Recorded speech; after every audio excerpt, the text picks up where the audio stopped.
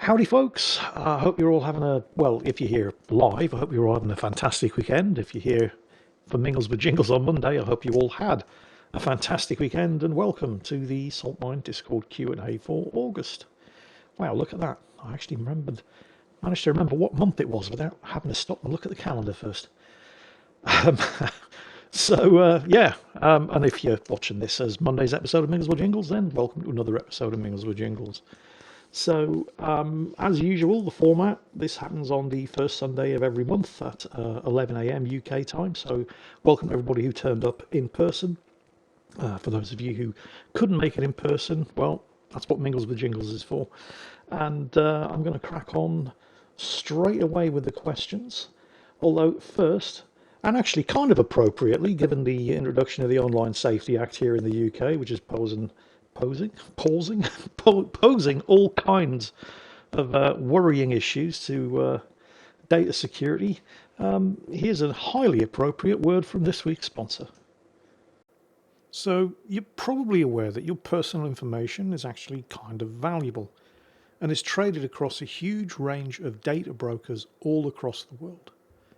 Now, in most jurisdictions, you have the right to request that these data brokers purge your details from their databases in order to get yourself off all of these marketing mailing lists and drastically cut down on the amount of intrusive spam that you get on a daily basis.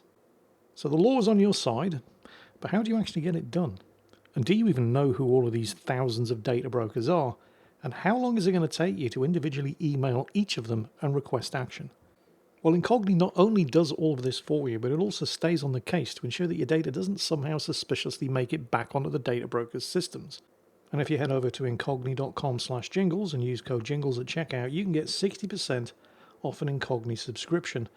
And I think you might be surprised at just how effective this system is, because I am notoriously paranoid about who I give my personal information away to. As far as I'm concerned, if you're not my mother, my bank, my doctor, you don't need to know my email address, my phone number, or my physical address. And yet despite that, Incogni found my details on 185 different databases.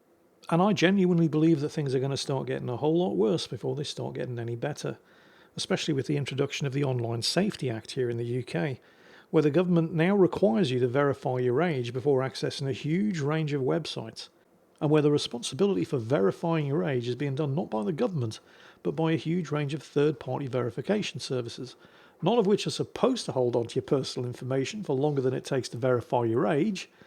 But if you believe that, let's just say I, for one, firmly believe that it's better to err on the side of caution. Incogni.com/jingles, use code jingles at checkout and get yourself 60% off an Incogni plan. And on that bombshell, I'm going to crack straight on with the questions. Despite the moderators warning everybody to one question only, keep it short. I see various different usual suspects have posted entire novels in the questions channel here on Discord. Oh well, we'll see what happens. First question from Basement Jesus. He says, Dear Overlord of Gnomes, let's say you have the money, knowledge and ability to buy any game developing or publishing company in order to fix them to satisfy the consumer. Which one do you pick and why?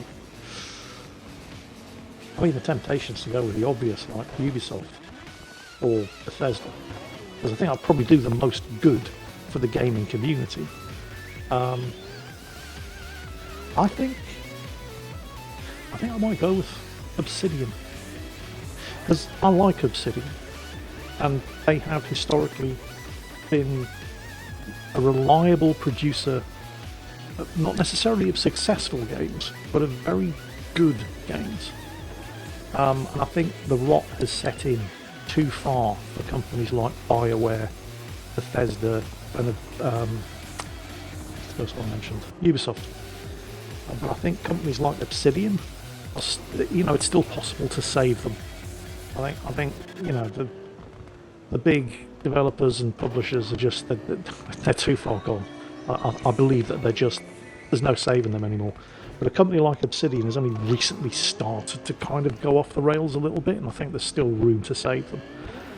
So yeah, I'd probably go for something a bit at the smaller end of the gaming market, rather than try to slap a band-aid on the gasping, almost dead corpses of one of the big studios, because It's just they've been going wrong for so long. I don't think it's even bothered. I mean, I'd love to see a fantastic Mass Effect 4, but does anybody really believe BioWare are capable of doing that?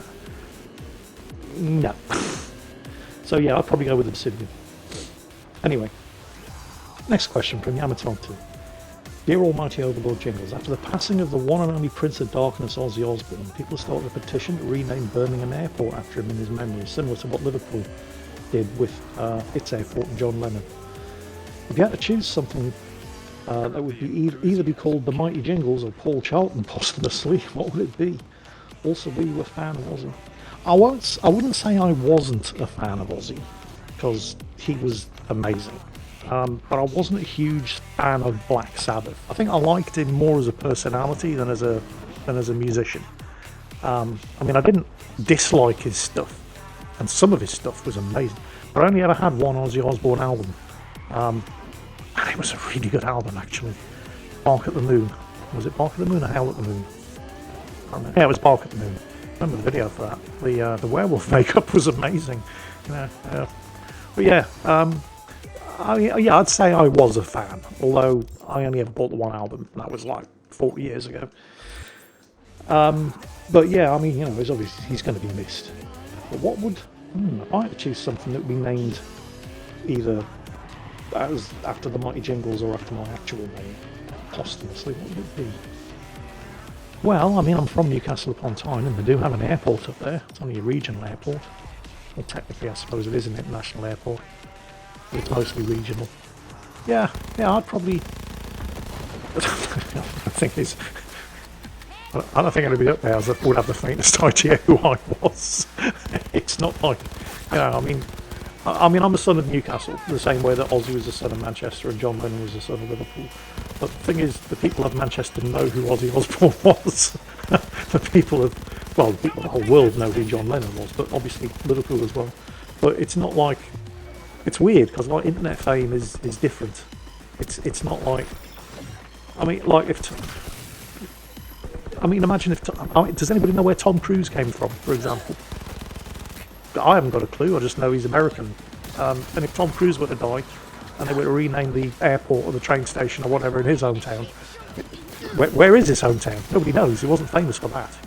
Wasn't, still is, hasn't died yet. But yeah, I'd go for Newcastle. Airport, even though they'd probably be like, who the hell is this guy? Anyway, next question from Tank 50 US, an actual short one this time. He's edited it, hasn't he? Yeah, he has. Oh, actually, this is a pretty good question. What tank, rifle, warship, fighter or bomber do you think had an excellent concept but fell short on actual service? Okay, so the question itself is short, but there's a huge bunch of examples, like the Chieftain. Yeah. That was all down to the engine. The Chieftain's big problem was obviously the multi-fuel engine. Because everybody in NATO, when I say everybody, I mean America, had decided that we weren't necessarily going to be able to rely on fuel supplies, so everybody had to develop a multi-fuel engine that could run on anything. And so everybody in NATO said, all right, fair enough. This isn't going to be like you forcing us all to adopt the 7.62mm ammo, is it? And then switching to the 5.56 for yourself after we'd all spent money on it. And America said, no, it's not like that this time. Honest, we're all going to stick with multi-fuel engines. And then the British were the only idiots who actually did it. Everybody else just went, no, fuck that. Diesel it is. So we designed an engine that would run on anything very, very badly. and it was the single biggest, in fact it was probably the only bad thing about the Chieftain, but it was really important because it was the engine. And the ironic thing was, no Chieftain was ever run on anything other than diesel anyway, so yeah. But yeah, all kinds of failings with the Chieftain. Although he's arguing about the M60A2 Starship. Yeah, this was 60s, 70s, I think. Definitely 70s, possibly. Project started in the 60s. Because everybody was crazy about missiles. It wasn't quite as bad as Khrushchev in the USSR, who just insisted that they stick missiles on absolutely everything. And insisted that they actually start developing tanks that didn't have guns and instead just had a missile launcher. But there was a similar thing with the M60A2 Starship where they thought, well, can we fire a missile out of the gun barrel as well as an actual tank shell? And it kind of worked, It was kind of like the same thing as the multi-fuel engine on the Chieftain. It technically worked, it just didn't do anything very well at all. So that was a bit of a But I would say, has anybody ever heard of the Bolton Paul Defiant? It was an early World War II fighter. You might have seen pictures of it, just didn't know what it was called. Imagine like a Spitfire or a Hawker Hurricane, but at the back of the cockpit it has a gun turret. Everybody seen pictures of these things? On paper, great idea. Well, when a fighter aircraft gets shot down, it's usually because of a bandit on its tail. So if you stick a gun on the tail, problem solved, right? Sounds good on paper, but it's one of those things when you put it in practice, it doesn't work very well at all. And not just because of the added weight, and reduced manoeuvrability when you stick an extra crewman and a gun turret on the back of the cockpit of what's supposed to be a fast and nimble fighter aircraft. But also the tail gunner is just tail gunner on a fighter is just a waste of time. I mean, if you think about it, the tail gunner doesn't actually know which way the pilot is going to throw the aircraft around, which makes it next to impossible for him to keep the guns pointed at the target. Whereas the pilot of an aircraft knows exactly which way the aircraft is going to move and has therefore no problems whatsoever keeping the guns on target. The pilot of the aircraft on your tail, for example, has no problem keeping the guns on target, because for the pilot, because for the tail gunner in the fighter aircraft, the only way they can fire accurately is if the pilot of the aircraft is keeping the aircraft straight and narrow on the level, not manoeuvring, not trying to avoid getting shot at, which makes you very easy to get shot at. So the whole concept just didn't work. They were terrible aircraft. They ended up being pretty good as night fighters, though. In so much as any aircraft can be good at night fighting early war when they didn't have the benefit of radar. But they were utter disasters as frontline fighter aircraft. It's one of those concepts that just sounds great on paper. Oh yeah, can't get shot down from somebody on your tail if you've got a tail turret. Stick a tail turret on these fighters, problem solved. But in reality, actually no, it's a really bad idea. But it's one of those things that you don't know how bad it is because it sounds like a great idea until you actually try it. And then suddenly the problems become evident. Next question from Yalara. Good morning, dear Uncle Jingles. What is your take on the novel and/or movies Master and Commander? As a former member of the British Navy, my mother tried to read the novel and she quit after a few pages when she got a headache because of all those Navy terms. Yeah, that can actually be a surprising barrier to entry. Because I mean, I don't know the name of the author. I haven't read the books. I've seen the movie. I liked the movie. Didn't love it, but I liked it. And when you try to be as authentic as possible, which they did, which is one of the reasons why people love the book and the movie so much, because there's no Hollywood bullshit in it. It's very realistic. But that kind of realism can be a sort of bar to entry for the casual audience who isn't up to their neck in books on naval history and so on and so on. Somebody just wants to watch a good... I think the movie made a good compromise.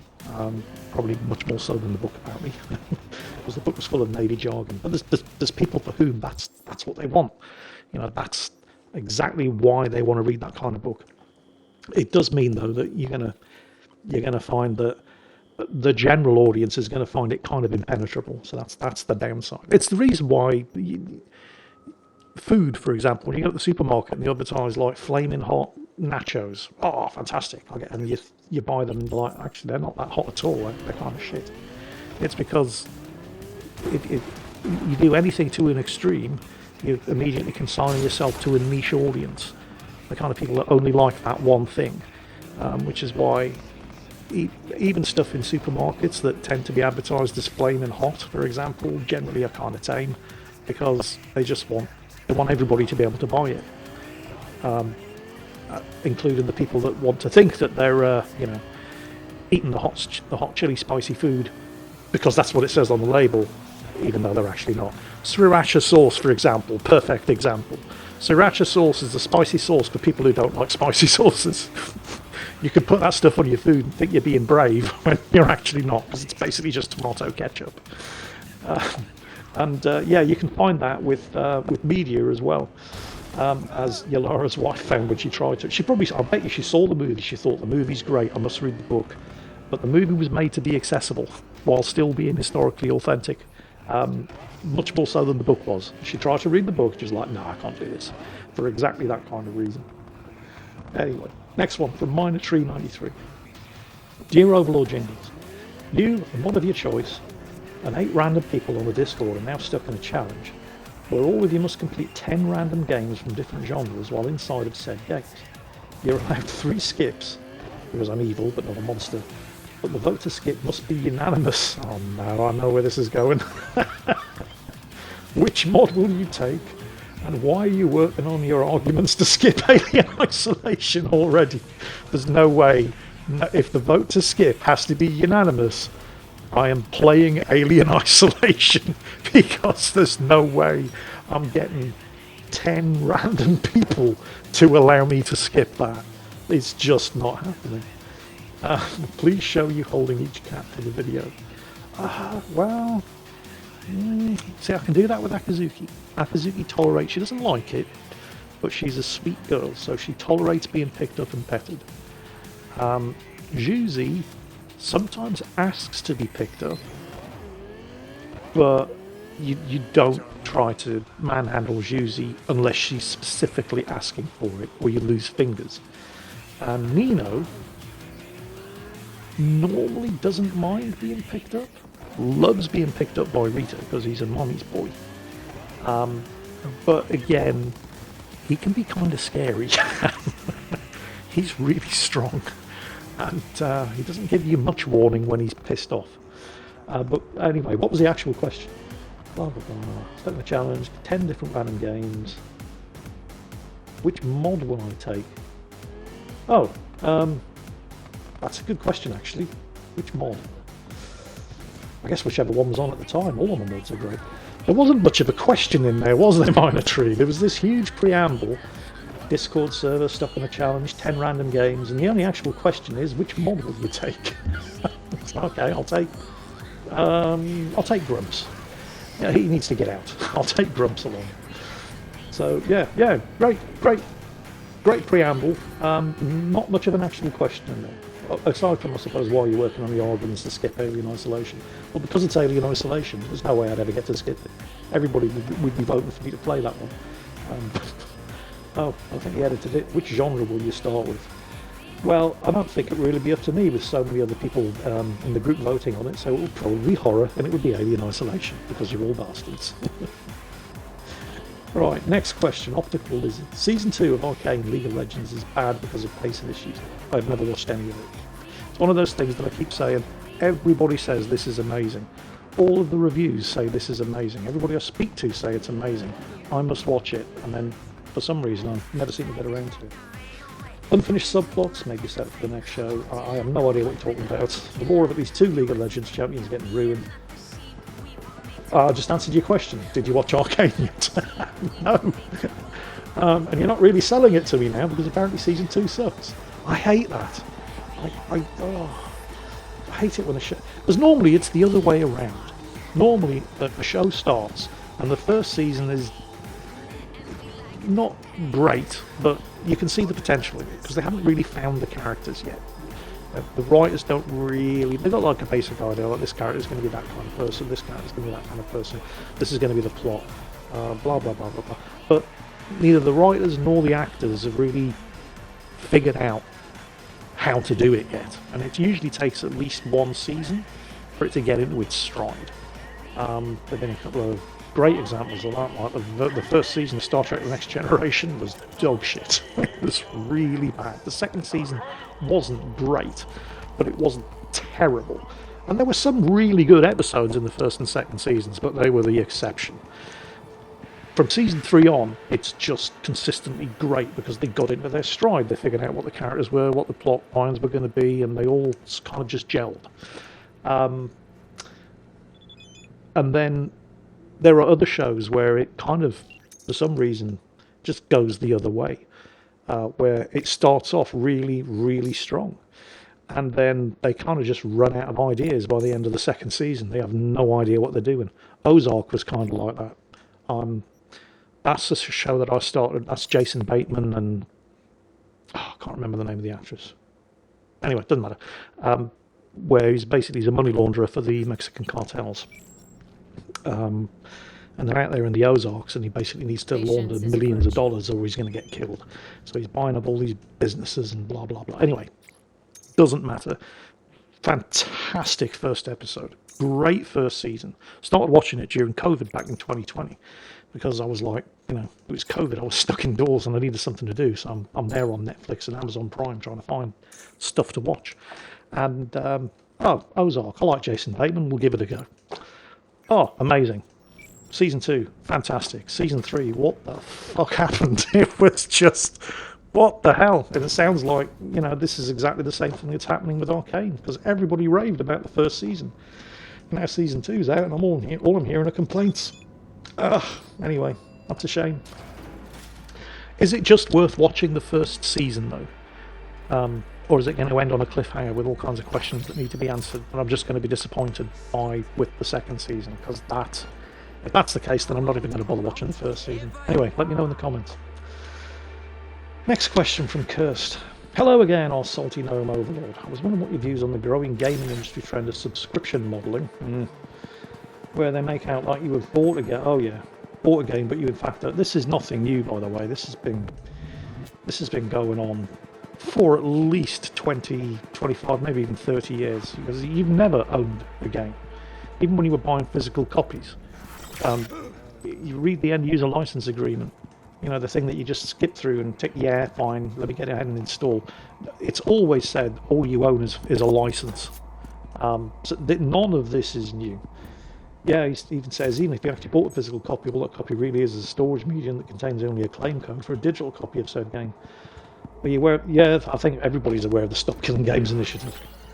The amount of gaslighting coming out of the games industry over that is just disgusting. They've just said, oh, you can't keep running games forever. It's just, it's financially impossible. Nobody's asking. They keep throwing at these straw man arguments and trying to get the whole initiative killed. Nobody's asking for you to run the games forever. They're simply asking for you to provide an offline mode or the ability for people to run their own servers. And nobody is asking the gaming industry to go in and retrospectively mod every one of their games to make this possible. They're simply saying that if it's not possible to do now, then you need to build this functionality into games going forward when it's easy to do it, rather than asking people to go back and amend all of their existing games libraries. So, yeah, what can I say? Games publishers, scum of the earth. Is there any actual question here? Blah, blah, blah, blah, blah. No, that was basically it. But yeah, it's. I'm really happy that it's passed the goal that it required to actually get debated in government, and it's one of those things that I am watching with keen interest to see where it goes. Although now that it has actually reached its goals to be discussed in government, nothing quick is going to happen, because nothing quick happens in government. So, but I'm keeping an eye on the situation and seeing how it develops. Next question from Dusty. Hey, Jingles, watching your Kingdom Come Deliverance 2 playthrough, which I love, by the way, which also convinced me to buy and play the first, and I'm loving it.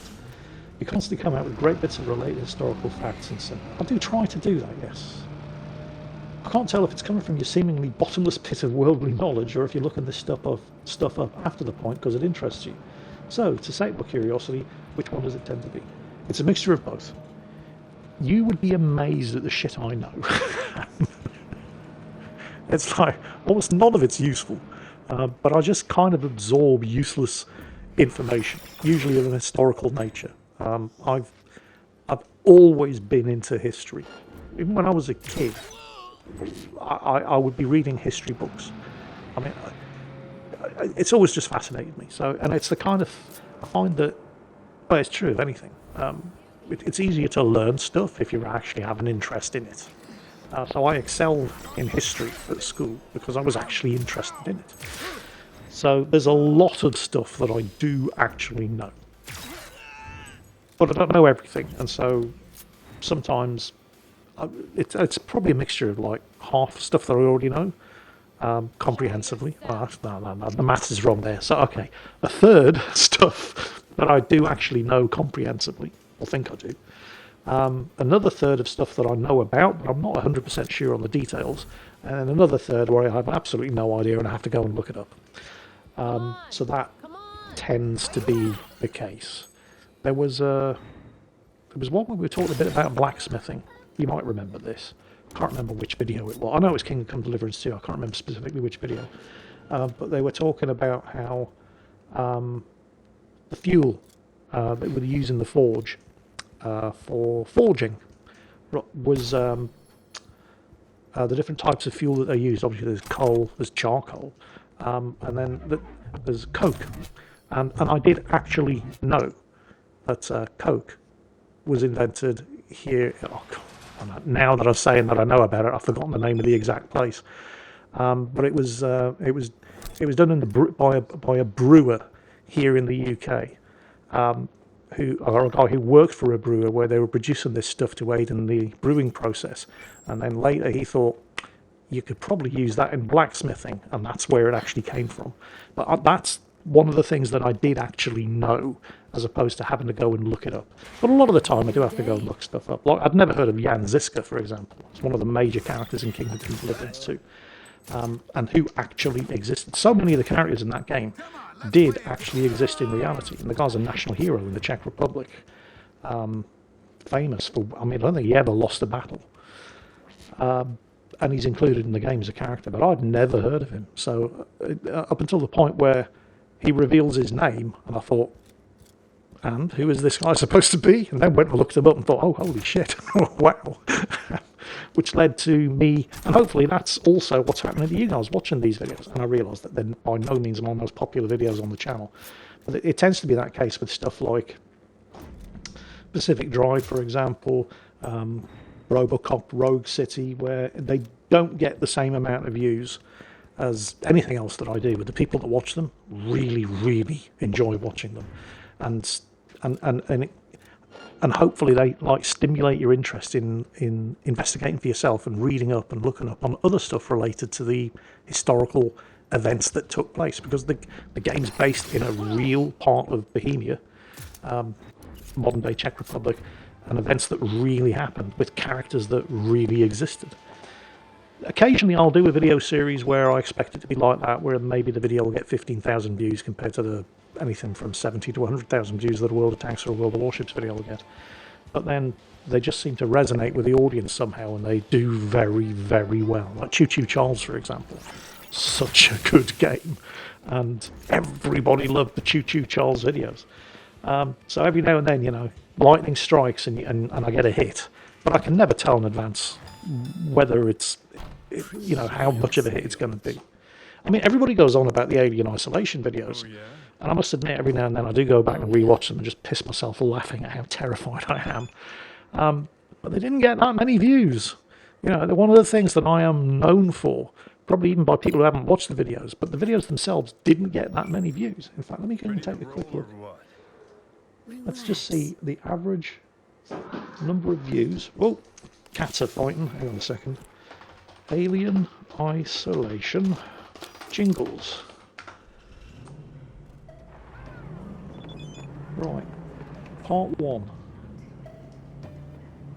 How many views? Oh, okay, 210,000 views. All right. It's substantially better than I remember. But I remember at the time they didn't get that many views. Holy shit. 10 years ago. 10 years. First comment from Ram JB. Does anybody remember him? He used to play War Thunder with Ram. Oh my god, there's a blast from the past down here. And then we're getting comments like, coming back to this 8 years later. And that was 2 years ago. Alright. Let's get back on with Mingles with Jingles here. Back to the questions.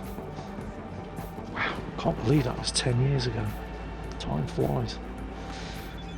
Okay, next question from Warval. Salutations, Mighty Gnome Overlord. Hope you're doing well. I have got one simple question. Have you witnessed something so mind-bogglingly stupid or hilarious in recent times that you just have to stop on your track before continuing with your business? I'm sure I must have, but nothing leaps to mind. Oh! Actually, okay, this might be cheating slightly because it's a thing that I saw in a movie. And I should probably issue a bit of a spoiler warning here, even though this happens relatively early on in the movie. But does anybody, I think it was a Netflix movie, Megan, about an AI android child's companion doll toy thing that took its programming to take care of the kid just a little bit too seriously and ended up it was basically it's a horror movie where the kid's toy ends up being a serial killer. Well, there's a sequel. I'm not going to bore you with the details, but my god, it's some of the dumbest shit I have ever seen. So there's a part where, and this was just a couple of days ago, and it's the point where I stopped watching because I realised just exactly how fucking stupid this movie was going to be. But the FBI, at the time, you don't know it's the FBI. You just know that the woman and her daughter are in their home and somebody's hammering at the door, like smashing into the door, trying to break it down. And so they know somebody's trying to get into the house and they're being warned you have to get out. So they go through this whole thing where these guys break in and they're all in black tactical gear. They've got like night vision goggles. They're armed to the teeth. They bust in and they go through this whole scene where they're trying to, dodge and avoid. And it's a bit like watching Home Alone with the tricks that they get up to, trying to, avoid getting attacked, arrested, whatever by these guys, whoever they are in the black tactical gear. And then just when they get the best of them and they're about to call the authorities, one of them sticks his ID out as he's lying there in a snotty heap on the floor after they've messed him up, says, "Please don't call the authorities, ma'am. We are the authorities." And he's got an FBI ID card. So these guys are actually the feds. What were they doing? They had a warrant to install a tap on her computer. That's why they were breaking into the house, to install a tap in her computer so they could put her under surveillance. Why were they hammering the door down? If you're trying to sneak into somebody's house to place a sneaky tap on their PC in the middle of the night in all of your black tactical gear, and you've got a warrant to do it, why are you smashing the door down if you're trying to get in there? This is just I'm sitting there thinking, this movie thinks I'm an idiot, and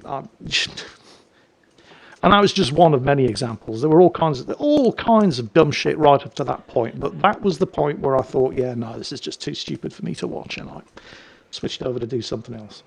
So that's the only thing that leaps to memory recently. I'm sure there's been many, many other things, none of which, of course, leap to mind at this precise instant. Next question comes from Sir Blake. Been quite a while since you did an On the Couch episode of Jingles with Jingles. Oh yeah, the last being April 2024 after coming back from the hospital. The last On the Couch with a guest was In Bed with Ed in July 2023. You're going to do such a mingle? Well, am I going to do them again? I doubt it. My friends are dead. I mean, there's Rita, but Rita's never awake at the time where I do these sort of things. So no, I don't think... I loved doing them because I just loved doing things with Eddie. Because Eddie was amazing. He's the best friend I've ever had. Best friend anybody could ever have. I mean, a good friend will help you move. A great friend will help you move a body. Eddie would help you move a body. It's the kind of friend he was. And there's not a lot of point in me doing an episode of... there wouldn't be anybody for me to do it with. He goes on to say, you're still in touch with old Davy crewmates who'd be the best as a guest on Jingles with Jingles and who would have the best or most incriminating stories about you. I'm not really. The one that I am still in touch with is Nick. But Nick wasn't in the Navy. Nick was in the Army. And you'd love Nick. He's your quintessential British Army soldier. He's got that British Army soldier sense of humour. He was in the Royal Corps of Signals, but he got his red beret going through P Company and was seconded to the parachute regiment as a signaller. So he was in the paras. He's seen some shit, let me just put it that way. And he's got the most amazing sense of humour. When he retired from the army, he became a paramedic and worked as an ambulance crewman, which he still does. But, I mean, he's even older than I am. And I don't really, I say I stay in touch with him. I don't stay in touch with him that much. Every now and then again, we'll exchange a text message. But he's only just found out that I had a heart attack. That's how infrequently we stay up to date. But he's a great bloke. And he would be him or Roy, my friend Roy from the Household Cavalry Regiment. The thing is, Nick lives like 150 miles away. Roy lives in Birmingham. So this is never something that I'm actually ever going to be able to just sit down and plan out. So no, it's highly unlikely that I'll ever do anything like that again. But you never know. You never know. Somebody might surprise me. How are we doing for time? Oh, not too bad. Let's move on to the next question. It's from Spear. He says, just quickly, because I know you want to get through the questions, the awareness surrounding your own health and the way you've changed your lifestyle has likewise inspired me to do the same. Oh, that's fantastic news. I'm currently standing at around first in weight loss, and although I have a long way to go, I feel fitter now than I have done in a long time. Yeah. Thank you for the proverbial salty kick up the arse. Oh, you're welcome. I mean, nobody's getting any better because, you know, we're all getting older, and getting old sucks. But even though, you know, I just had a heart attack, I do feel better, certainly than I did 2 years ago, with getting the diabetes under control. And sorting out the diet, and now I've quit smoking, and I still haven't had a cigarette. So I've quit smoking since the day I had the heart attack. I'm still cigarette free. I still occasionally want one, but you know, the what's the word? The urge, the craving, it's there, but it's not as bad as it was even just a couple of weeks ago. You know, I'm not constantly thinking about I need to go outside and have a smoke. Sometimes whole days go by without me thinking I need to go outside and have a smoke. It's one of those things, it's like being an alcoholic. You'll always be addicted to nicotine. And there are like receptors in your brain that will always be waiting for that nicotine hit, and that you can be non-smoker for 20 years and then you have one cigarette and instantly you're addicted again because all those receptors reactivate. So, you know, one day at a time. But it's definitely worth it. And just, I mean, the best thing is just never start. Although I'm preaching at the choir now. When I was a kid, everybody smoked. It was the cool thing to do. But that hasn't been true for at least 20 years. So, you know, just don't start. Cut down on the sugar and watch your fatty, you know, your fatty meats and stuff. And, I mean, I'm 55, and I feel better at 55 than I did at 50 because I've started taking care of myself. But if I'd started even earlier, I have no doubt that I would feel a lot better. And there's still stuff that I can do because I don't get nearly enough exercise. And that, you know, because in my head I feel like I'm 17. I've heard many people say this, like your own personal self-image. Nobody, you know, no 55-year-old thinks of themselves as a 55-year-old.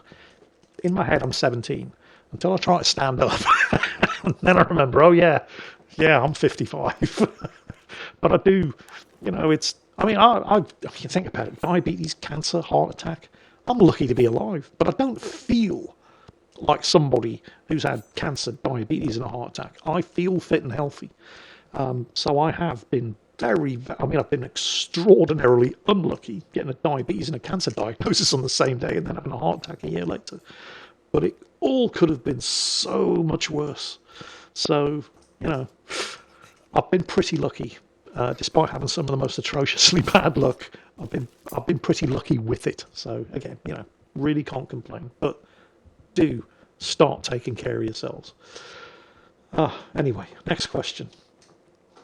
Oh, no, he didn't actually have a question. That was just him saying hello. His question was, we have seen recently throughout almost every single military conflict the prolific use of FPV drones, including through their use navally. Do you think unmanned vehicles will genuinely pose a significant threat to a modern navy like ours in the United States? Oh, yeah.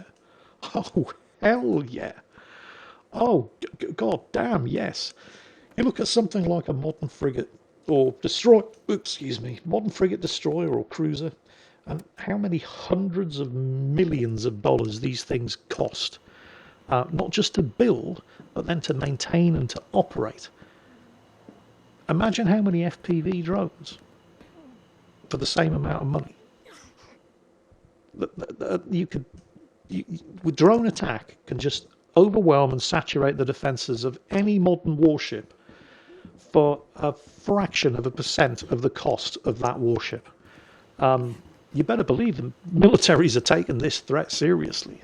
You just take a look at some of the tech channels on YouTube and you see what kind of things the militaries are letting you know they're getting up to counter the drone threat, and then try to imagine what they're not talking about. And but definitely 100% massive threat, a big game changer, because You don't need to be spending $3 trillion a year on your defense budget to deploy a bunch of drones.